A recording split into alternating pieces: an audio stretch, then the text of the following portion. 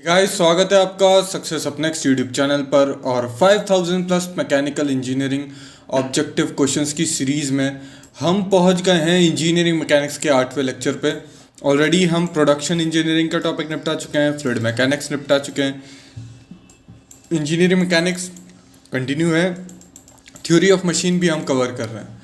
Okay, इसके अलावा HAL के लिए, HPCL के लिए, NMDC वगैरह के लिए भी कोई भी आप AJE का एग्ज़ाम अगर देना चाह रहे हैं, प्रिपेयर कर रहे हैं, तो उसके लिए जो वन लाइनर के क्वेश्चंस हैं वो काफ़ी ज़्यादा इंपॉर्टेंट है, तो उसको भी जाके विज़िट कीजिए। ओके, इसके अलावा अगर आपको स्टैटिक जीके में कोई दिक्कत हो तो स्टैटिक जीके की प्लेलिस्ट है, शॉर्ट्स हैं जिसमें आप जो चीज़ें आपको याद रखनी है स्टैटिक जीके के पॉइंट ऑफ व्यू से, उनको आप किस तरीके से याद रखें, वो ट्रिक्स हैं वहाँ पर। साथ में रीजनिंग और एप्टीट्यूड की भी ट्रिक्स मिलेंगी। और एक प्रोडक्शन इंजीनियरिंग या मैन्युफैक्चरिंग ऑपरेशन वीडियो करके प्लेलिस्ट है, वहाँ पर आपको वेल्डिंग किस तरीके से होती है, ऐसे जो भी लेज़र कटिंग वगैरह के वीडियोस मिल जाएंगे, जिससे आप बेहतर तरीके में विजुअलाइज कर सकते हैं प्रोडक्शन इंजीनियरिंग की प्रोसेस को।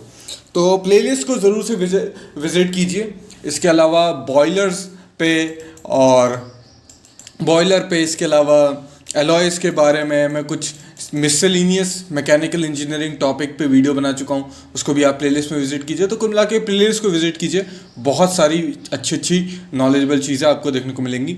ओके, चलिए वीडियो को शुरू करते हैं। 41st क्वेश्चन है, machine having less than 50% efficiency. तो पिछले वीडियो में मैंने बताया था अगर 50% से ज़्यादा एफिशिएंसी होती है तो हम कहते हैं रिवर्सिबल मशीन, और अगर 50% से कम है तो कहते हैं नॉन रिवर्सिबल मशीन, यानी कि 51 का भी। नॉन रिवर्सिबल मशीन को ही सेल्फ लॉकिंग भी कहते हैं। तो दोनों ही वर्ड में ये पूछा जा सकता है। Next, a machine having an efficiency greater than 50 is known as, तो इसे रिवर्सिबल कह देंगे, ये ऑप्शन करेक्ट हो जाएगा। अ machine which is capable of doing work in a reversible direction after the effort is remove is called non reversible. बिल्कुल गलत है, ये रिवर्सिबल होगी, तो इसमें नो हो जाएगा। देखिए, इस टाइप की मशीन की बात कर रहे हैं। अगर आप इधर कोई भी फ्रिक्शन नहीं रखते हैं तो जितना फोर्स, जितना एफर्ट आपको ऊपर ले जाने में लगेगा, अगर इस एफर्ट को हटा दें तो सेम जो वर्क है उसी के साथ ये नीचे आ जाएगी, है ना। आप इसको छोड़ देंगे तो ये उतने से नीचे आ जाना चाहिए। पर चूंकि फ्रिक्शन होता है, तो आपको ये देखने को मिलेगा कि ये जो अपनी पोटेंशियल एनर्जी है इसको कंज्यूम करके यहाँ पे नीचे आ नहीं पाएगी, ये बीच में या तो कहीं रुक जाएगी या मूव ही नहीं कर पाएगी। तो कुछ लॉस होगा फ्रिक्शन के कारण, उस फ्रिक्शन के लॉस के कारण नॉन रिवर्सिबिलिटी आती है, जिसे इरिवर्सिबिलिटी भी कहते हैं। इरिवर्सिबिलिटी कहते हैं। जैसे कि अगर आप देखिए, एक पिस्टन सिलेंडर अरेंजमेंट है और गैस को अगर मैं, ये पिस्टन है, सिलेंडर है, इस गैस को मैं अगर एक्सपेंड करता हूँ और ये गैस एक्सपेंड करके 100 जूल का वर्क करती है, तो 100 जूल का जब वर्क करेगी ना, तो और तो यहाँ पे जो फ्रिक्शन होगा सिलेंडर और पिस्टन के बीच में, मान लीजिए उसमें 10 जूल कंज्यूम हो जाता है, 10 जूल कंज्यूम हो जाएगा। मेरे को जो वर्क आउटपुट मिलेगा, डब्ल्यू आउटपुट मिलेगा, वो कितने का मिलेगा, 90 का। तो 90 जूल का मुझे वर्क आउटपुट मिलेगा। अब अगर मैं इस 90 जूल के वर्क आउटपुट से इस एक्सपेंड, मान लीजिए यहां से कंप्रेस थी इतनी और इसके बाद इतनी एक्सपेंड हुई और मुझे वर्क आउटपुट मिला 90 जूल का। अब अगर मैं 90 जूल का वर्क इसको दूं तो क्या ये ओरिजिनल स्टेट पे आ जाएगा? नहीं, क्योंकि 90 जूल का तो वर्क दूंगा, उसमें से फिर से जब मैं इसको कंप्रेस करने जाऊंगा तो मुझे 10 जूल देना पड़ेगा फ्रिक्शन को ओवरकम करने के लिए, तो मैं सिर्फ 80 जूल का कंप्रेशन कर पाऊंगा। तो जब ये गैस एक्सपैंड हुई थी तब मुझे वर्क आउटपुट मिला था 90 जूल का, पर उस 90 जूल को खर्च करके मैं वापस से उसी स्टेट पे नहीं जा सकता। तो इस टाइप की जो कंडीशन होती है उसे कहते हैं इरिवर्सिबल कंडीशन। तो ये है कॉन्सेप्ट है इरिवर्सिबिलिटी का। नेक्स्ट देखते हैं, अ machine which is not capable of doing work in a reverse direction after which the effort is remove, इसे कहेंगे रिवर्सिबल इंजन। तो ये भी गलत है, ये फिर नॉन रिवर्सिबल के लिए होगा, तो उन्होंने बस इंटरचेंज कर दिया, तो दोनों का ऑप्शन बी देखने को मिलेगा, बी ऑप्शन आपका करेक्ट होगा। फिर है 145 की बात करें, a number of reversible non reversible machine is also called self locking machine, तो नॉन रिवर्सिबल ही सेल्फ लॉकिंग होती है, तो 145 का ए हो जाएगा। Screw jack use for lifting load is a, तो देखिए अगर आप फॉर्मूले देखिए पिछले वीडियोस के, अगर को आप रिवाइज करिए, तो अगर लिफ्ट करते हैं तो उस केस में जो लोड लगेगा, एफर्ट लगेगा, वो होता है W10 अल्फा प्लस फाइव। और जब आप इसको लिफ्ट करेंगे लिफ्ट के केस में, और अगर नीचे ले जाएंगे डाउनवर्ड मोशन करेंगे, तो ये जो P है ये चेंज हो जाएगा, ये हो जाएगा W10 अल्फा माइनस फाइव हो जाएगा। तो दोनों में अलग अलग चेंज आएगा, तो फिर ये क्या है कि नॉन रिवर्सिबल मशीन है, तो आपका बी ऑप्शन हो जाएगा। Weight of 1000 Newton can be lifted bye an effort of 80 Newton. Okay, तो वेलोसिटी रेशियो कितना है अपना 20 है। द मशीन इज, तो अगर एफिशिएंसी की बात निकालने की कोशिश करूं तो हो जाएगा mechanical advantage divided by velocity ratio. Mechanical advantage हो जाएगा मेरा डिवाइडेड बाय 80, ये मैकेनिकल एडवांटेज, और वेलोसिटी रेशियो 20 का देगा, तो मेरी एफिशिएंसी निकल आएगी। इन दो को मैं काट देता हूँ, तो 10 डिवाइडेड बाय 16 आ रहा है। इसको अगर आप कैलकुलेट करेंगे ना तो मेरे ख्याल से ये 6.62.5 के आसपास आएगा। हाँ, तो इसको अगर 100 से मल्टीप्लाई कर दो एफिशिएंसी निकालने के लिए, तो 62.5 आएगा। तो 62.5 है, मतलब 50 से ज़्यादा है, तो ये क्या हो जाएगी, एक रिवर्सिबल मशीन हो जाएगी। और सेल्फ लॉकिंग मशीन जो होती है उसमें जो एफिशिएंसी होती है वो लेस देन 50% होती है, तो बी ऑप्शन करेक्ट हो जाएगा। लॉ ऑफ मशीन मैंने बताया था आपको, P is equal to MW plus C होता है, तो आपका C ऑप्शन करेक्ट हो जाएगा। इस वीडियो को अगर आप देख रहे हैं और आपने प्रीवियस ईयर जो इससे जो प्रीवियस वीडियो है उसको रिवाइज नहीं किया है, तो फिर ये थोड़ा कम समझ में आएगा। तो मैं सजेस्ट करूंगा कि अगर आपने नहीं देखा है तो पहले उसे जाके देख लीजिए। The maximum mechanical advantage for lifting, तो मैक्सिमम मैकेनिकल एडवांटेज जो हो जाता है मैंने आपको बताया था, वो हो जाएगा 1/m। m क्या होता है, कोफिशिएंट ऑफ फ्रिक्शन, तो हो जाएगा आपका C। द मैक्सिमम एफिशिएंसी तो हो जाएगा 1/m इंटू VR, तो कौन सा ऑप्शन हो जाएगा, D ऑप्शन आपका हो जाएगा। फिर बात कर लेते हैं सिस्टम ऑफ पुलिस की। तो SSC जेई टाइप के जितने भी जेई टाइप के एग्जाम्स होते हैं ना, उसमें ये पुलिस वाला जो टॉपिक है ये इंक्लूड रहता है। तो मोस्टली ये जो पुलिस वाले क्वेश्चन है ये जेई वाले एग्जाम्स में बहुत ज्यादा आते हैं, इवन PSUs में भी आ जाते हैं, पर आपको ये ESC और गेट वगैरह के सिलेबस में देखने को नहीं मिलेगा।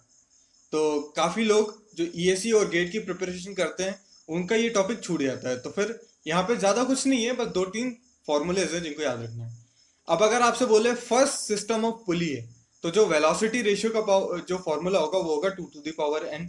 अगर सेकंड सिस्टम ऑफ पुलिस की बात करूं तो वेलोसिटी रेशियो का फॉर्मूला होता है n, और थर्ड सिस्टम की बात करूं तो वेलोसिटी रेशियो का फॉर्मूला होता है 2n-1। ये 3 फॉर्मूले आप याद रखिए, क्वेश्चंस मोस्टली इन्हीं से आते हैं। तो यही पूछेगा, देखिए फर्स्ट में कितना होता है, तो वो हो जाता है आपका 2⁴n, तो 152 का आपका C देखने को मिलेगा। वेलोसिटी रेशियो सेकेंड के केस में n होता है, तो बिल्कुल ट्रू है, 53 का A। वेलोसिटी रेशियो थर्ड के केस में होता है 2⁻n-1, तो आपका D हो जाएगा। 53 velocity ratio of a differential pulley with D and D as a larger and smaller diameter.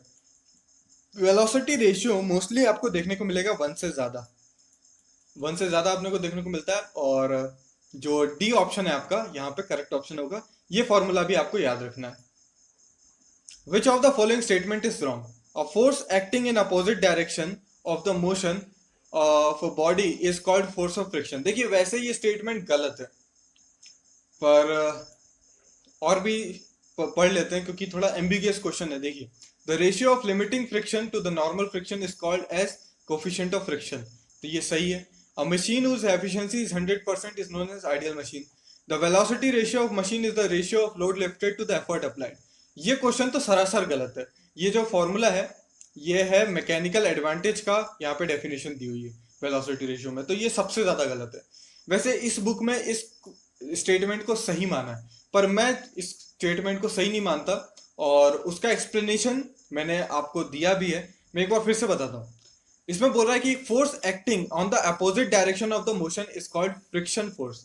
अगर ये कहता कि force of friction is the force which act in the opposite direction of motion, यानी कि friction जो force है, जो force of friction है, वो अपोजिट डायरेक्शन ऑफ मोशन में एक्ट करता है। तो ये स्टेटमेंट मैं बिल्कुल सही मानता।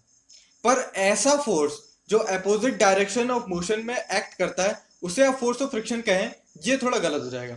जैसे कि अगर एक बॉल है, इसको आप ऊपर की तरफ वेलोसिटी से फेंकिए, अब जो mg फोर्स है ना वो नीचे की तरफ एक्ट करेगा, है ना। तो मोशन पॉजिटिव वाई डायरेक्शन में हो रहा है और जो फोर्स का डायरेक्शन है वो नेगेटिव वाई डायरेक्शन में है।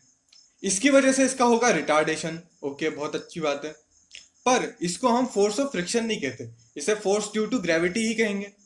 अगर ये बॉल है, इसमें पॉजिटिव चार्ज है, यहाँ एक पॉजिटिव प्लेट है, मैं इस बॉल को इस पॉजिटिव प्लेट की तरफ फेंकता हूँ। पॉजिटिव ये भी है और ये भी है, इसके कारण रिपल्शन होगा और इस पे एक इलेक्ट्रोस्टैटिक फोर्स एक्ट करेगा जो कि इस डायरेक्शन में।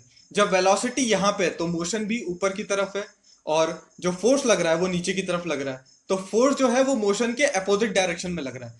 पर ये जो फोर्स होगा ये इलेक्ट्रोस्टैटिक फोर्स ही रहेगा ना, इसे फोर्स ऑफ फ्रिक्शन नहीं कह दोगे। तो इस वजह से मुझे ये स्टेटमेंट गलत लगती है।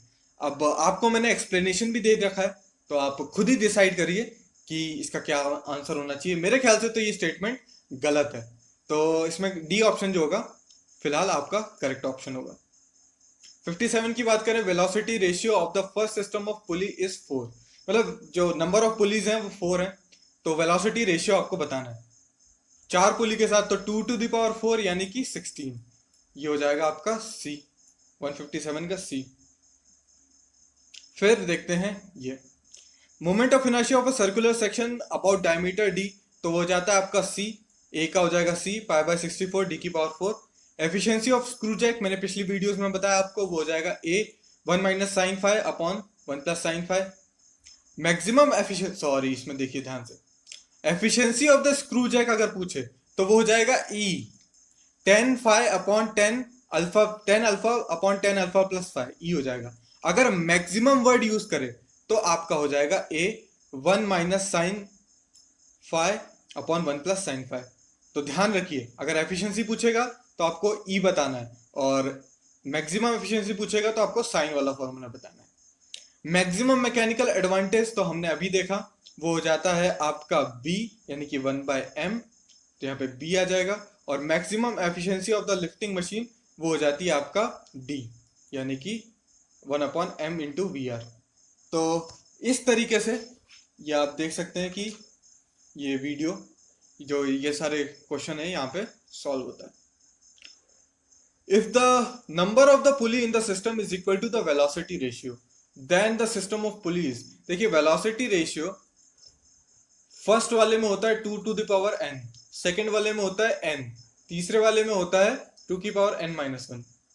अब वेलोसिटी रेशियो n के बराबर है और n क्या होती है, नंबर ऑफ पुलीज, तो ये किस केस में होता है, सेकंड वाले में, तो बी ऑप्शन करेक्ट होगा। Velocity ratio of a simple wheel and axle with D and D as the diameter of effort and the wheel. अब देखिए इस क्वेश्चन में आपको नहीं पता तो भी आप सॉल्व कर जाएंगे।